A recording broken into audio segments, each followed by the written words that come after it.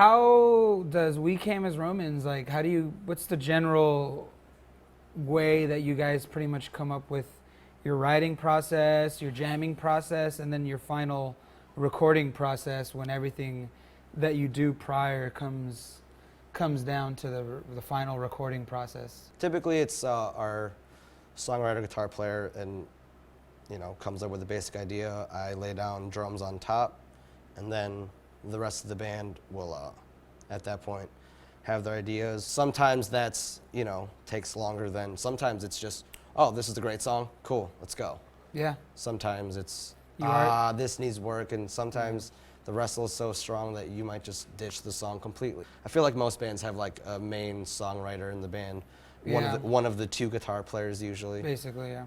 Our second record, like our touring schedule was so busy that we honestly went straight from tour directly into the studio. Yeah. And that was probably one of my worst experiences, being on tour and writing for a record, because it was all smushed into one time, So there was a lot of this, practice pads and computers and such to document such things. I think it's nice in some situations. It's just convenient, helps you get done whatever you got to get done most efficiently. I think with Suicide Silence, it's always been a dual, like I'll write with Mark, and we'll come up with like a song and a half a song, and then Garza will come in, like he'll just sit there the whole time and watch us, and then I'm like, oh, this is my idea to throw on it. Literally, we'll just get our phone and just record the song, and that's how the first couple records were done. We're just really like play it through. Just super organic. Super organic. Like if we can't play it ourselves, we won't do it. Yeah, like I mean, our influences are like Slipknot and Pantera and like stuff like that. So like we've literally taken templates of bands that we really love, and we're just like, oh, check out this. If Slipknot could start a song with a ring out, spa, dun, you know what I mean? They can just, and I'm sure they got their influences from other stuff and stuff like that. But I think what matters more is just selling the bit and beating it. For the Black Crown, we spent a couple months in Big Bear, which is a mountain up here. It's a snowy cabin. It was beautiful. Spent like 2 months there, and we came out with like 4 skeletons of songs. We got like a riff with a drum beat. We're like, that's cool, man. Let's watch a movie and barbecue. It's like, and then it turned into like 6 months of Mark and Garza getting those skeletons and turning them into like fake drum stuff on there. And then it turned into like me sitting there and like, all right, I'll learn that, but I would never transit. Like that transition is not my style. Like I don't play that way. I'll do this, and they're like, do whatever you want. It's harder for me. It's definitely, but I'm definitely, I play guitar. They're showing me a complicated riff, and I have no idea what's going on. Like I don't understand where 1 and 4 is. It's Garza's riffs, like they don't make any sense if you hear them by themselves. But when I learn it, I'm like, oh, that's what you're doing. It's just like it's a flipper, And it's literally what we just rip ourselves off constantly and try to beat it. When I go out and get like, the new Dillinger Escape record, I don't want them to sound different. I want them to sound the same, but kind of beat themselves. Like not beat themselves in the sense that what they did was worse, but like new challenges, but bring in familiar riffs. Like Deftones are the kings of that. Like you kind of want to keep the same formula, and that's what we do. And it's a very fun process. And at the same time, it's like we could spend hours on end on just a song that I love and I'm all about, but the guitarists are like, I think it sucks. I always try to keep the same approach as like, Lars from Metallica.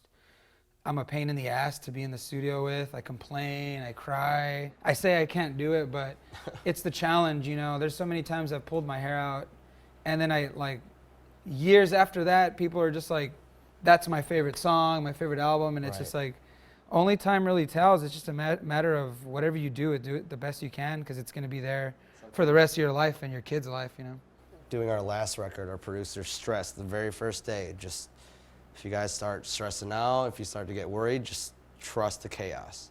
Yeah. And honestly, that I wish someone would have told me that earlier, because trust the chaos. Like a lot of stress happens, but in the end, like you said, and a few months later down the road, once the record comes out, it's like everything was fine. There's got to be some form of negative, so that the positive is really, that the positive is positive, and that's good. It's really a matter for most kids out there. They need to realize, like, you have to really master the single kick first, which is one thing I tried to, because a lot of my influencers are single kick drummers, like, you know, Dave Grohl, Nirvana, and stuff like that. Like, it was very one-footed, and I just didn't understand how that even worked. I mean, because double kick's been around forever. Like, you know, Metallica, Pantera, like Dave Lombardo from Slayer. Like, you see the 2 kick drums, and it just looks really cool, and it's really appetizing. Everyone thinks like there's 2 of them. You know, that makes it twice as difficult, which honestly, in my opinion, like, after years and years of playing on 2 pedals, like, you realize there's so much more like intricacy and like different techniques, you know, that going into playing with just 1 foot. Is there any songs like that I don't know, I have a couple of them where it's like, you know, you write it and then you record it, and then right when you're done, you're just like, you realize when you're I should have done this. You should have done there, yeah. Right. There's a really simple pattern in one of our new singles, Hope, and it's literally just digga and digga and dun dun dun digga and digga and it's really simple, and you know, being a drummer and it being the chorus, like I'm obviously gonna sit back and let everything else do its thing. How do you do, like, how's the album version? I mean, normally it's just.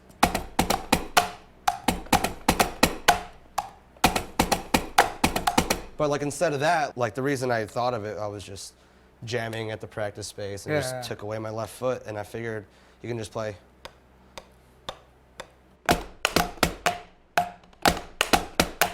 Yeah.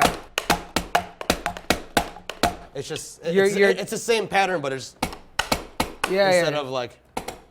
So you're using like the snare as like a kick hit? Right. And that's cool. See, that's a good example, because like there's so many songs where I'm like, oh, I should have just done this instead of using with the floor tom, or just like alternate. But it's cool because you can always, like, you know, like with that in mind, on the next record, when you find a part that's so simple, right, kind of like you can be like, this time I'm gonna just do the snare thing, because that's such an Eric Choi thing to do. Like the orchestrating.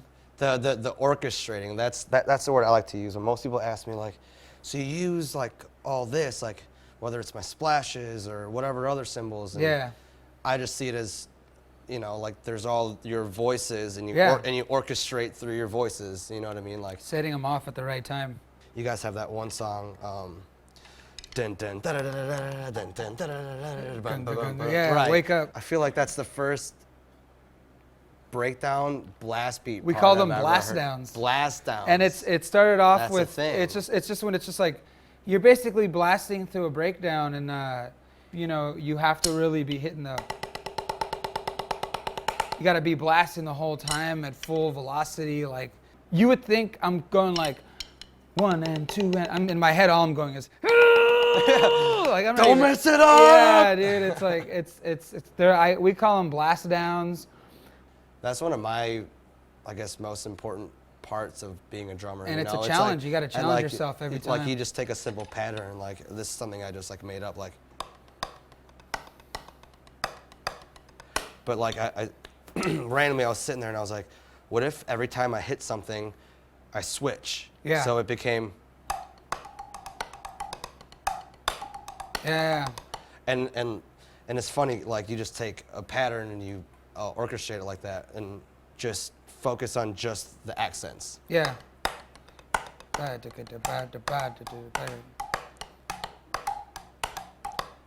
Leaving the doubles out of it, you know what I mean? Exactly, yeah. And that's really cool too, because it's like, what comes natural to you might be the most complicated thing to someone else. Right, because everyone has their own approach to everything. I've done that on a couple things, but like, yeah, you have like all kinds of little splashes. I remember you even told me that you were just like, dude, man, I love all these little like weird like bing, toys ding, ding. and math, just numbers and toys. That's I don't know. Yeah, because if you're doing a simple beat, you can be alternating symbols, and it just totally changes the whole flavor of the cake. Right. Yeah. I don't know. Yeah, I mean, it definitely took years and years of like just playing and listening to other drummers to kind of like, I guess, feel that spot where it's like, I can be intense here, but I'm also going to pull back to let, you know, the rest of the band exist and breathe. I mean, even though we're the best, I guess we should give the other guys a shot to be heard a little bit. Yeah, give them a break.